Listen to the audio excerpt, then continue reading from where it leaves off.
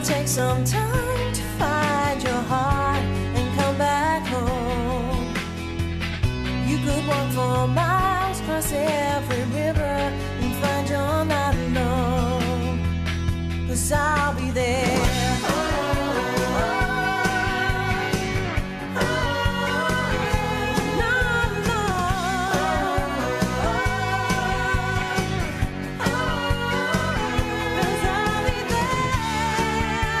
Ladies and gentlemen, welcome to Hobart, where the local time is 10 minutes to 12.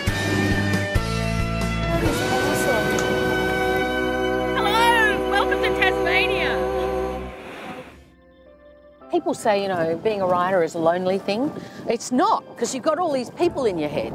Get the voices of the characters first, that's the way it works. Once I've kind of got a bunch of people talking to me, one of the things I like to do is get on a plane. But I like to travel in winter.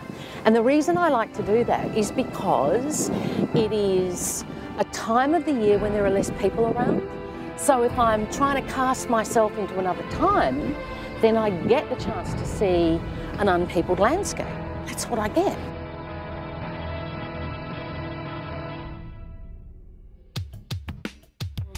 We rock and rolling? Oh, we're look, rock and rolling. It's a fish island, God. And if I look like my mother, I'm coming after you.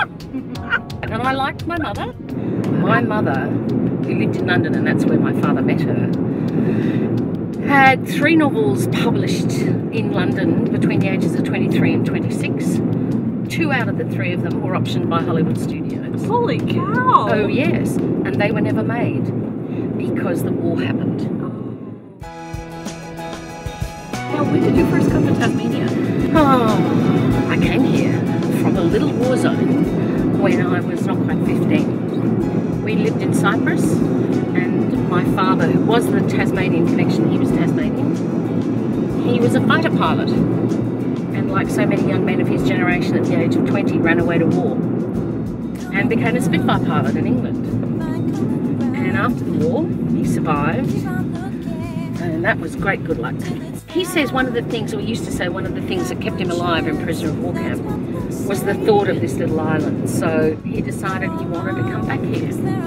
And so this little green island was what had kept him sane, I suspect. I like little places. I mean, I love cities. Of course, it's good fun going to New York, you know, filling the gap. Of course it is. But I just like things on a human scale.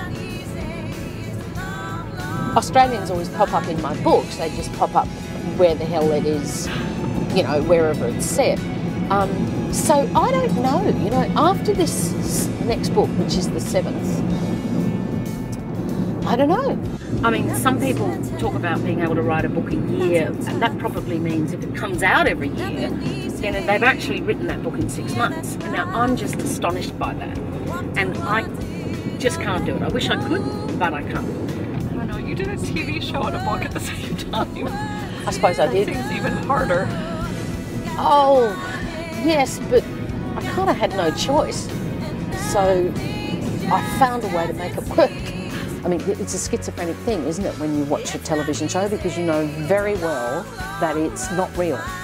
But somebody writes those words, somebody finds those costumes for those people to wear, somebody puts them in that location. We know that. And yet, the powerful screen presence of that person with an it factor cannot be denied, and you feel for them in a cathartic way.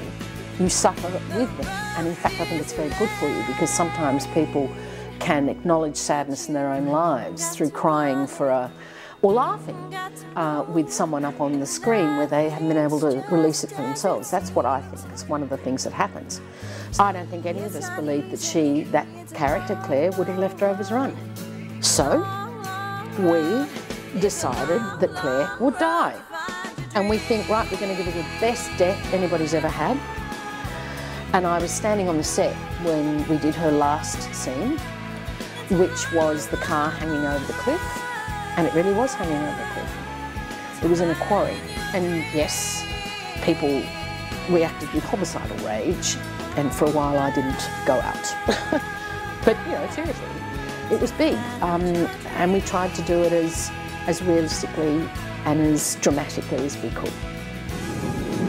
Isn't this lovely? So gorgeous. This is very favoured country. When you look at this, it's smiling.